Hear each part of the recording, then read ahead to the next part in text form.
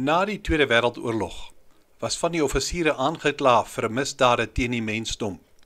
Die uitspraak by die Nuremberg verhoor is uiteindelik op 1 Oktober gelewer en die teregstelling is op 16 Oktober voltrek. Van die 21 aangeklaagdes het 15 hulle self as protestante verklaar en 6 as Rooms-Katholiek. Vir elkeen van hierdie twee groepe is 'n kapelaan aangestel. Vir die protestante was daar 'n Lutherse of 'n Amerikaanse Lutheraan met die naam van Henry Gericke aangestel. Gericke kon vlot Duits praat. Hy was van 'n sterk evangeliese oortuiging. In die tronk is 'n kapelletjie ingerig en hy het elke een na die eerste diens uitgenooi. 13 van die 15 het opgedag. Hess en Alfred Rosenberg het van die begin af gesê hulle stel nie belang in die evangelie nie. Aan die einde van die diens het Fritz Sauckel, eens Hitler se hoof van arbeidsvoorsiening, gevra om in sy sel met Gericke te praat. Hy was 'n gebroke man. Hy het hom uitgevra oor die evangelie en na rukkie het hy versoek dat daar vir hom uit die Bybel gelees sal word en saam met hom sal bid.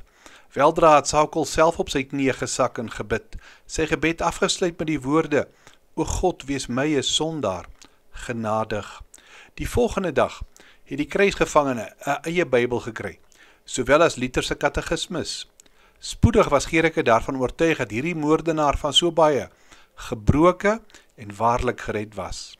Ongeveer 'n maand na die eerste diens, teen die einde van 1945, het Gericke agtergekom daar ook groot verandering was in Fritzsche, Schirach en Speer se lewens. Hy het hulle dieper begelei in die Christelike geloof en spoedig het ook hierdie drie wat soveel bloed op hulle hande gehad, saam die nagmaal begin gebruik. Die voormalige hoof van die Nazi Weermag, Wilhelm Keitel, was volgeneem tot geloof te kom. Tydens sy eerste nagmaal het hy die brood en die beker op sy knieë gebruik en onder trane gesê: "Mag Christus, my verlosser, my eindtyd begelei. Ek sal hom so nodig hê." In die lente van 1946 het ook Admiraal Ryder laat blyk dat hy 'n Christen wil word. Hy het deur baie geloofsvrae geworstel, maar mettertyd 'n ywerige student van die skrif geword. Baie bemoedigend vir Gericke was die verandering wat hy in Joachim van Ribbentrop gesien het. Algaande daar 'n gebrokenheid oor hierdie man gekom. Later het hy aan die gereelde nagmaalsvierings begin deelneem. Hierdie man het by sy vrou gepleit om, sou hy tereggestel word, geen steen onaangeroer te laat om hulle kinders in die weë van die Here groot te maak nie. Hy het ook geen rus of dierte gehad voordat sy kinders gedoop was nie. Die verhoor word uiteindelik op 31 Augustus 1946 afgesluit. 6 van die 15 manne het die doodstraf gekry. Die teregstellings het plaasgevind in die vroeë oggendure. Die vorige aand het Gericke nog 'n laaste besoek aan Hermann Göring gebring, in die hoop dat daar dalk 'n gesindheidsverandering sou wees. Maar die voormalige hoof van die lugmag het steeds met beslisheid die evangelie verwerp. Minder as 2 uur later het hy sy eie lewe geneem. Von Ribbentrop was eerste tereggestel. Terwyl hy na die galg gestap het, het hy weer eens sy geloof bely.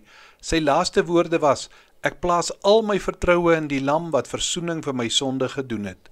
Mag God my genadig wees." Hy het na Gericke gedraai en gesê: "Ons sal mekaar weer sien." Keitel en Sauckel was die volgende. Ook hulle het hulle geloof openlik en suiwer bely. Toe het hulle vir Von Ribbentrop die ewigheid ingevolg.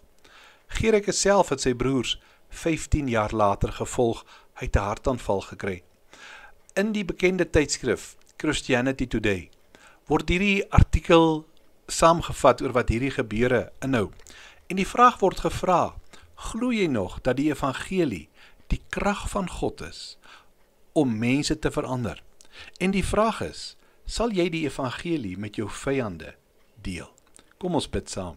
Here, dankie dat ons glo dat dit die instrument is wat U gebruik om mense wat vyande van U is, kinders van U te maak.